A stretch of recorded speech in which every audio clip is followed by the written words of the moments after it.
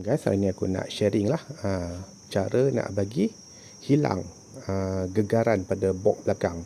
Okey, aku tahu banyak yang mengalami masalah box bergegar. Walaupun kita dah pasang, dia bergegar. Macam ni lah.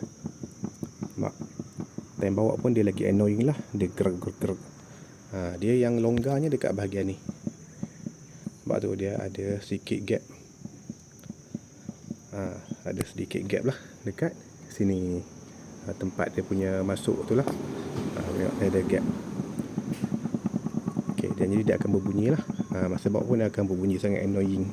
Okey, jadi cara untuk mengatasinya, okey, kita akan pasang satu benda lah.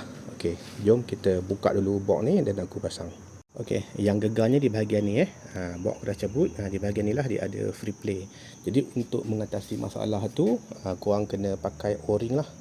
Ni o-ring ni korang masukkan dekat bahagian ni. Okey, macam tu.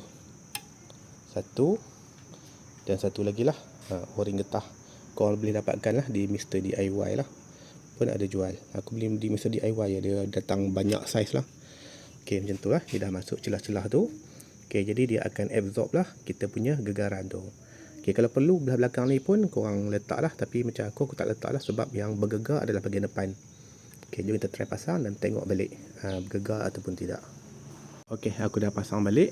Tengok, memang langsung dah tak ada gegar, tak ada bunyi macam tadi.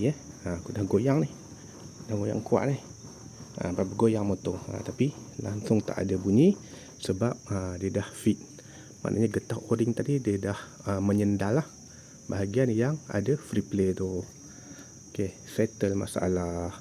Okey, sebenarnya aku dah pakai o-ring ni dah hampir sebulan ya. Memang terus senyap sunyi box aku.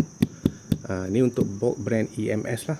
Tapi rasa box lain pun boleh juga guna cara yang sama. Okey, kalau bermanfaat sila share. Assalamualaikum.